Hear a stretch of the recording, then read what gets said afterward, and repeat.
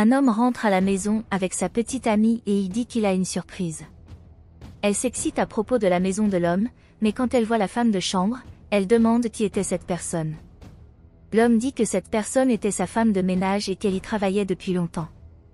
La servante essaie de saluer la femme, mais la femme dit que la femme de chambre était sale.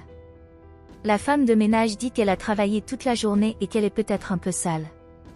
La femme dit qu'elle s'était rendue compte que la femme de ménage avait dit qu'elle laisserait les deux seuls, mais quand elle est partie, la femme lui a dit de revenir car elle avait besoin de lui parler.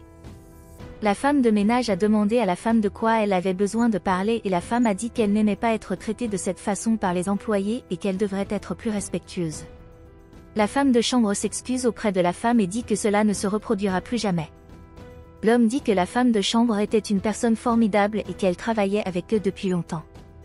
À ce moment-là, la femme a dit qu'elle avait besoin de sortir pour respirer un peu d'air car elle se sentait mal à cet endroit. Ils sont ensuite sortis et elle lui a demandé pourquoi l'homme lui avait retiré son autorité devant les fonctionnaires et il a dit que cela ne pourrait plus jamais se reproduire. L'homme dit qu'il ne voulait pas se disputer avec la femme, mais que la femme de ménage lui a dit comme si elle était de leur famille et qu'il ne la laisserait pas lui parler comme ça. Elle leur dit alors de parler d'autre chose et leur dit qu'elle voulait lui acheter de nouveaux vêtements. Elle a dit qu'elle voulait une nouvelle robe, mais l'homme a dit que dans leur chambre, il y avait une surprise pour elle et qu'elle apprécierait vraiment la surprise. Elle est très excitée à ce sujet et demande si c'était une nouvelle robe, mais il dit que c'était une surprise. La femme dit qu'elle aimait vraiment être surprise par ses petits amis, puis l'homme dit qu'elle pourrait aller dans la chambre pour voir quelle était la surprise, car il avait des choses à régler à ce moment-là. Alors qu'elle se rendait dans la chambre, elle remarqua que la femme de ménage nettoyait la maison. Elle va voir la femme de ménage et lui demande ce qu'elle faisait et lui dit qu'elle nettoyait la maison de la mauvaise façon. La femme de ménage dit qu'elle a toujours nettoyé la maison de cette façon et que l'homme n'a jamais rien dit à propos de son travail, mais la femme dit qu'à partir de ce moment-là, elle était la propriétaire de cette maison et qu'elle ne voulait pas que la femme de ménage se dispute avec elle.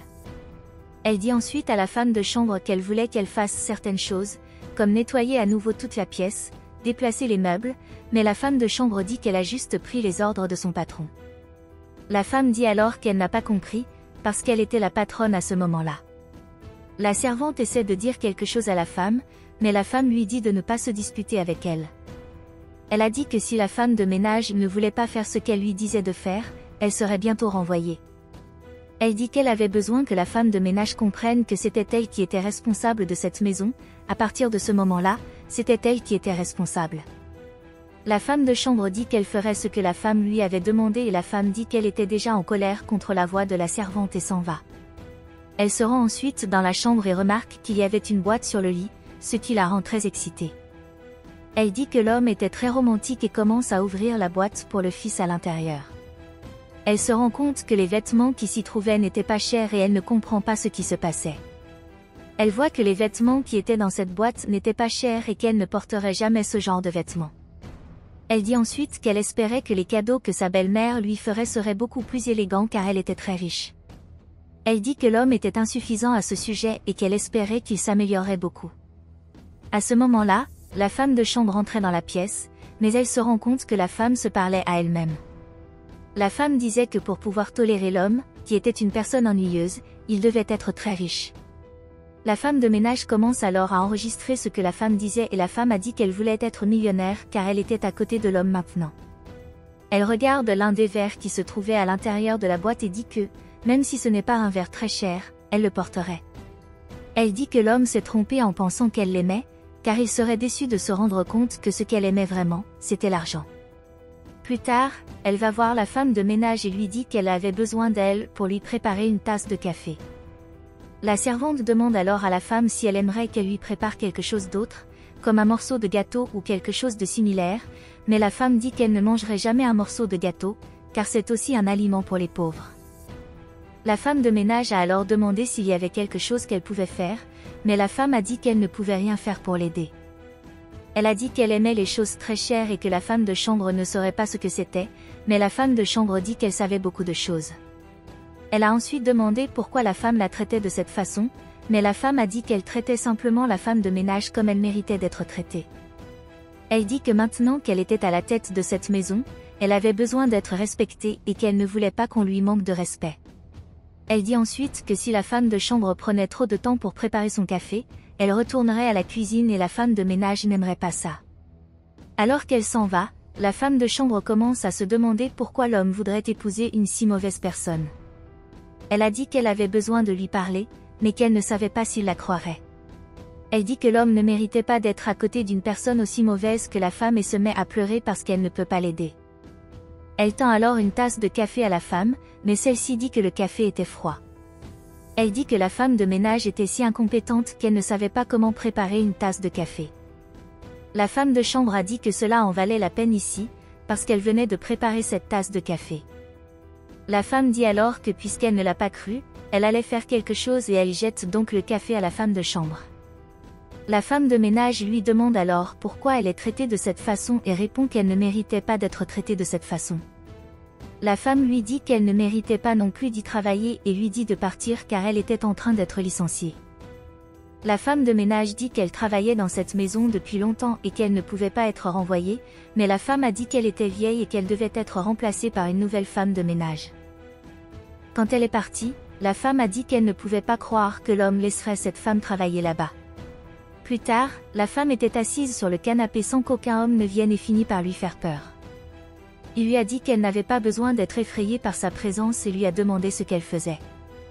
Il dit que sa mère arrivait cet après-midi-là et que la femme lui avait dit que dans ce cas, elle se préparerait à la rencontrer. Elle dit ensuite qu'elle ne se sentait pas très bien car la femme de chambre l'avait rendue triste.